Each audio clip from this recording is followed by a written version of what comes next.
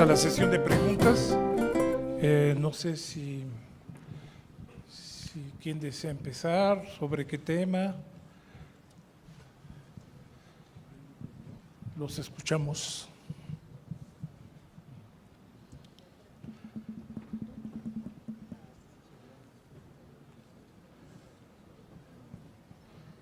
Adelante. ¿Cuál sería el monto de inversión en un tracto de 2 tanques que traiga también carga fría?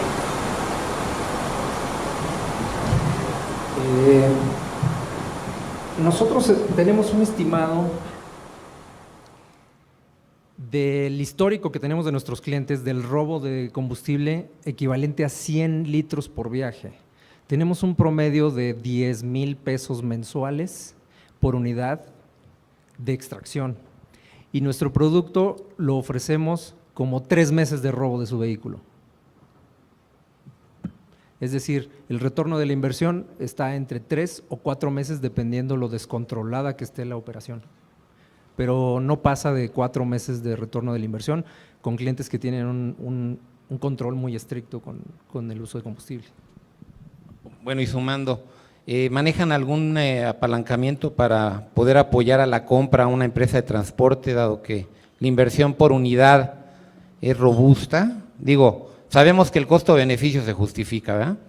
Mas, sin embargo, aquí la pregunta, hoy por hoy, ¿su empresa ya trae alguna alianza con alguna arrendadora que esté apalancando este tipo de oportunidad para el transportista? Sí, empezamos trabajando con una financiera de HP que daba apoyo a créditos con tecnología innovadora, pero eso se terminó y cuando entramos con la alianza con Kenworth, el apoyo es por medio de Packard, de Packard Leasing de Kenworth. Se abre una línea de crédito si es que la tienen y por medio de ellos se sale el financiamiento de los equipos. Así es.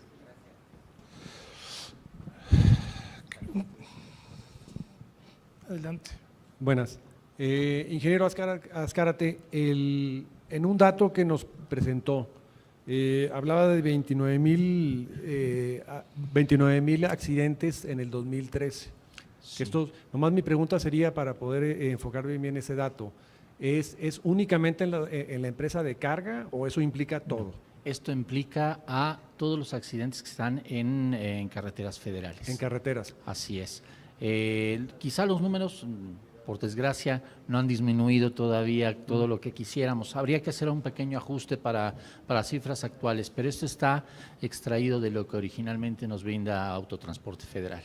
Ok, bueno, nomás, entonces en cuanto a poder dimensionar lo que es los accidentes en el transporte de carga a nivel nacional, incluyendo lo que es los transportes en ciudad de carga, pues sería otro segmento. Es correcto, sí. Okay. Esto solamente está tomado de carreteras federales. Y ese dato en algún lugar que inclusive nuestros compañeros del INEGI que estuvieron hoy en día aquí, ¿pudiéramos también obtenerlo en conjunto? Y Sí. sería pregunta también para el maestro que estuvo De hace hecho, es rato. un dato que se actualiza permanentemente en la página de la Secretaría de Comunicaciones y Transporte. Si uno entra a las estadísticas de Autotransporte Federal, quizá no lo tienen a la última cifra, pero seguramente estaremos hablando de 2014, mediados de 2015, porque sus planes de donde hacen cortes son de muy largo plazo. Okay. Pero sí, en la página de Autotransporte Federal de SCT se puede localizar.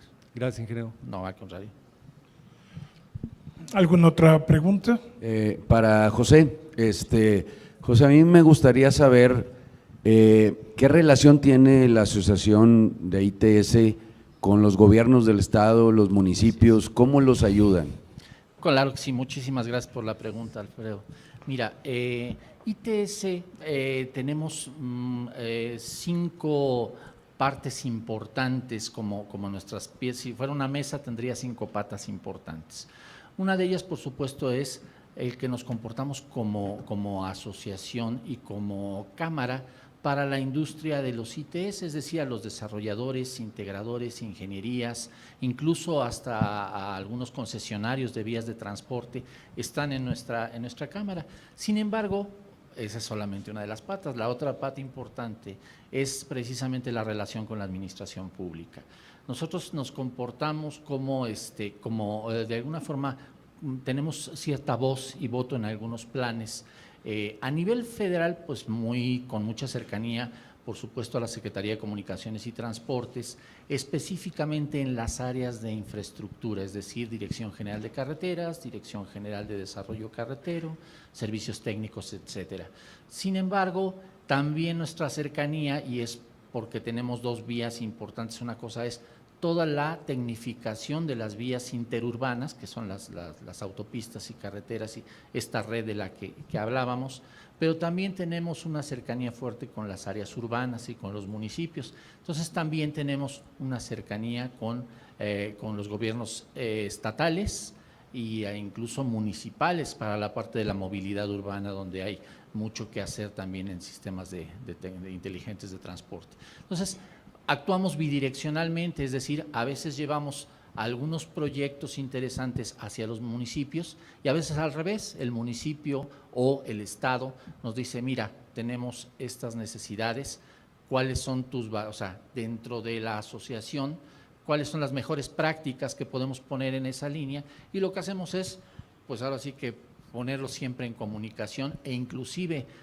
cuando son proyectos de gran envergadura, como en el caso de los proyectos federales, lo que hacemos es que armamos estrategias, porque en ITS, tanto desarrolladores como integradores a veces no pueden ir solos. O sea, a quien fabrica cámaras, pensemos en esta línea, pues difícilmente puede entrar a un proyecto de gran envergadura, pues toda la sistematización, por ejemplo, de un tramo carretero, y entonces generamos las alianzas pertinentes para tener grupos muy fuertes y poder hacer una oferta muy, muy competitiva. Esa es más o menos nuestra función.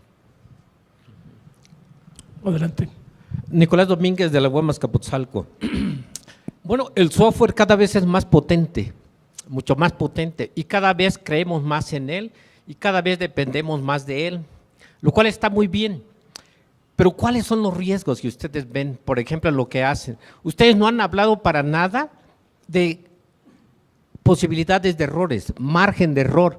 Por ejemplo, nosotros lo vimos en el software de Volkswagen, nos estaban dando datos y era increíble de verdad cómo se comportaba ese vehículo. Al final resultó que había trampa. ¿Puede haber trampa, digamos, en el caso de la medida de combustible?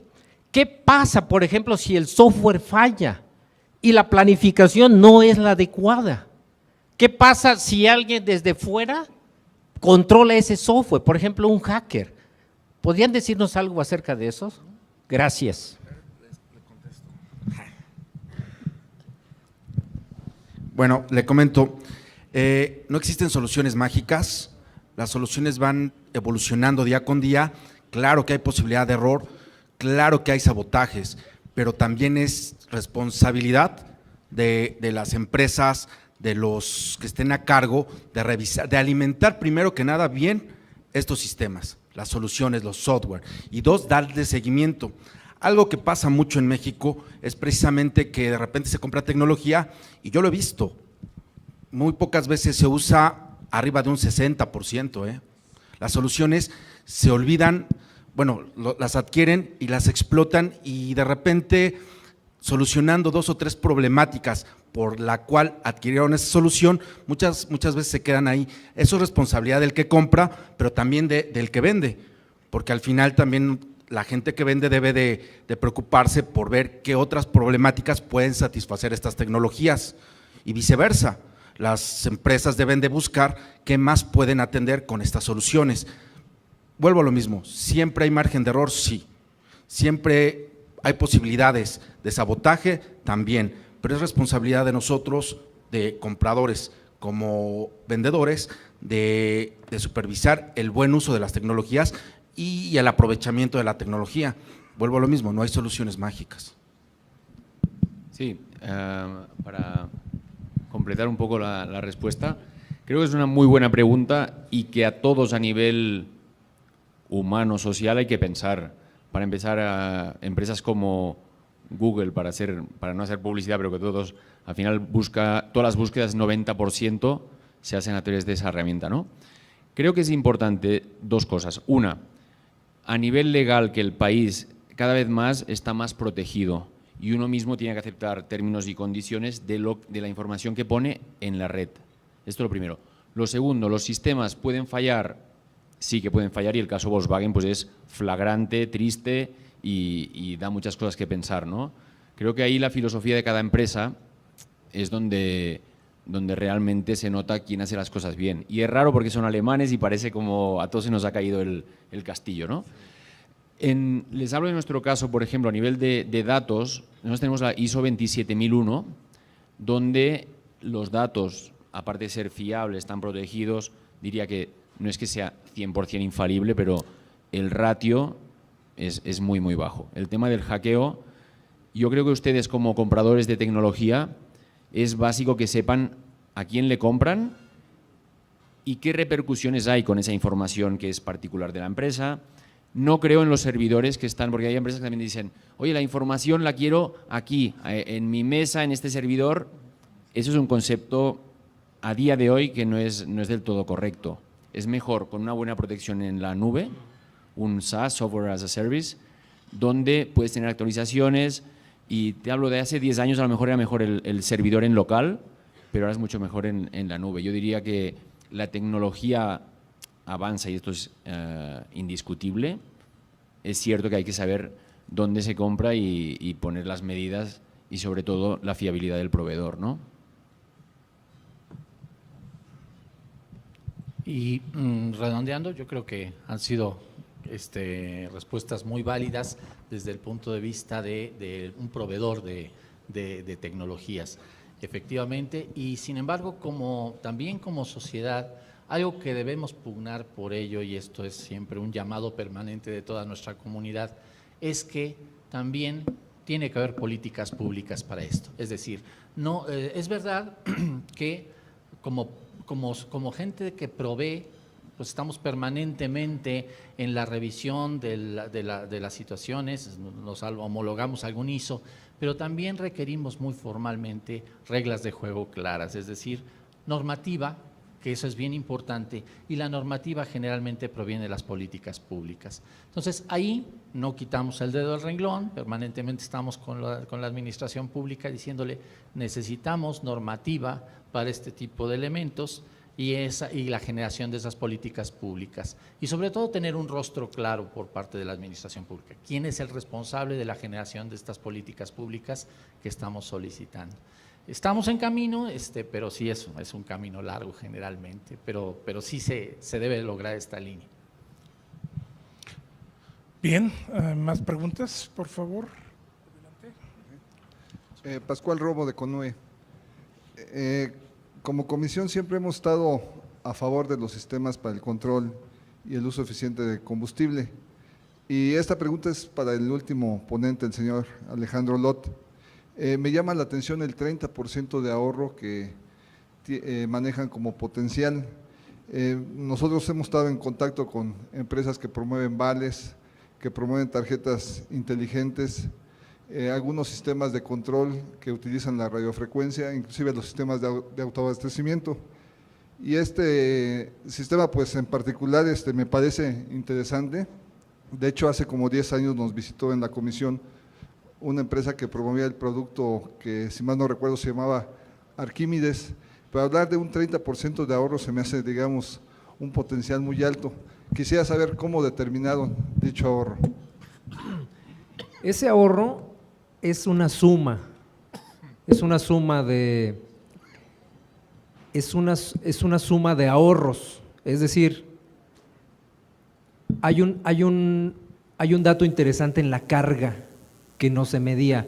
Nosotros cuando empezamos con este producto íbamos dirigidos a la descarga del tanque. Y hay un alto porcentaje de litros que no entraron en la carga, pero eso no podíamos medirlo. Eso es la suma de lo que nos da. Ahora, lo determinamos como un 30% del 50% del costo por la experiencia. Es decir, tenemos un estadístico del robo por unidad promedio de nuestros clientes y ese es el ahorro. Hay tenemos clientes que controlan su combustible por muchísimos medios y cuando instalaron esta herramienta se fueron para atrás porque una cosa es lo que me dice el motor, otra cosa es lo que me dice mi ticket de la estación y otra cosa es lo que sucede en los tanques. Entonces el ahorro no nada más viene en el combustible, sino en el desgaste del motor al poder registrar también la carga de combustible contaminado. Entonces, es un 30%, evidentemente no hay un 30%, sí tenemos clientes que tienen un 30% de robo directo, nada más en descarga, pero el promedio nos dice que es una suma de el litraje que no entra en la estación, de los costos de operación por un motor dañado, contaminado por diésel sucio y de la ordeña del operador. Así es como determinamos ese 30%. Y evidentemente también hay un ahorro de tiempo en el que el cliente ya no tiene que ir al vehículo a descargar información de su computadora, sino lo hace de manera remota y entonces se pone a hacer cosas más interesantes que estar haciendo la de policía en una estación de gasolina o sacando información de sus vehículos. No sé si le contesté. Sí, estuvo bien, gracias. ¿Alguna otra pregunta? Hoy los sistemas de control te pueden ayudar a ver varias variables que pueden afectar el robo de combustible, el mayor rendimiento del mismo. Digo, la verdad es que son herramientas bastante interesantes y basta darle seguimiento y aplicarlas. Pero quería platicar una experiencia que tenemos con el sistema de planificación. Hoy nosotros tenemos un cliente en el norte donde con 800 unidades, si no mal recuerdo, estamos ahorrando con la pura planificación $200,000 mensuales de combustible en una operación, ahorrándonos kilometrajes en vacío, evitando movimiento de unidades que no tienen que moverse en el momento que no se deben de mover. Tan solo con ese concepto estamos ahorrando $200,000 en 800 unidades, si no mal recuerdo. Y bueno, imagínate que de repente esto le sumas un sistema de control donde le ordeñan, donde le meten cochinada del huachicol. O sea, la verdad es que yo no sé qué tanto podría hacer, pero sí es muchísimo dinero de repente, ¿no? Y de repente lo puedes controlar con un sistema que te mide el hábito de manejo del operador, ¿no? Los ocios, las frenadas bruscas, los acelerones. Pues no sé qué tanto pudiéramos recuperar, pero yo creo que sí bastante, ¿eh? Bueno, ¿hay más preguntas? Sí. Yo creo que le vamos a parar, a ver… Sí, gracias. Una pregunta, mi nombre es Gamaliel Díaz de FEMSA. ¿Alguno de los softwares tienen alguna conexión con la computadora de los vehículos? Porque hablamos de controles con las cargas de combustible y con las actividades del operador, pero ¿alguno de los sistemas detecta también alguna falta o alguna baja de eficiencia del vehículo como tal? Sí, mira, la respuesta es sí. En los vehículos hay algo llamado el CAN bus, que es la computadora que cierra el circuito del vehículo, y por arriba de esta capa técnicamente está el FMS, que depende un poco del fabricante, pero es lo mismo que comentaba de cuando tú tienes un tema técnico en tu vehículo, vas al taller y te ponen la computadora, un scan, leen la computadora. Entonces, la telemática de ciertos dispositivos permite leer en remoto estos indicadores. Depende bastante del fabricante. Kenworth es una cosa, Cummins, Caterpillar, evidentemente depende. Hay algunos incluso que te permiten leer el peso que lleva cada eje del vehículo. Presiones de llantas, combustible en tiempo real, pero eso ya es la computadora. Imagínate que tú es como el que vigila el vehículo en remoto como si fuese el conductor. Ok, gracias. Bien, yo creo que vamos a parar ahí porque ya después no hay tiempo. Nada más dos comentarios. Uno, la agencia espacial está trabajando en un satélite con una cámara hiperespectral que va a permitir alimentar al INEGI y a muchos clientes bien particulares con objetivos bien diferentes. Entonces, se está trabajando en ese sentido.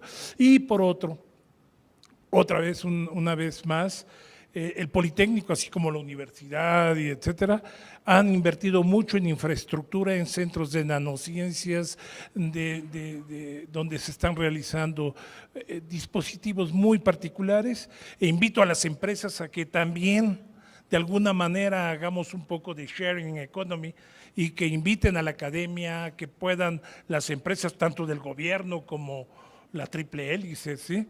que inviten a la academia, que traten de mover a la academia está lista, no por todos lados, pero casi en algunos lados para ser más dinámica que en el pasado. Y eso es todo por mi parte.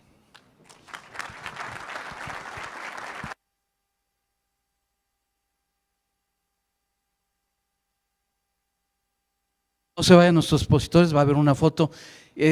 Les debemos su reconocimiento, lo que pasa es que el doctor Barnés no está y lo hará después con la firma, pero por favor un fuerte aplauso para todos. Ya va.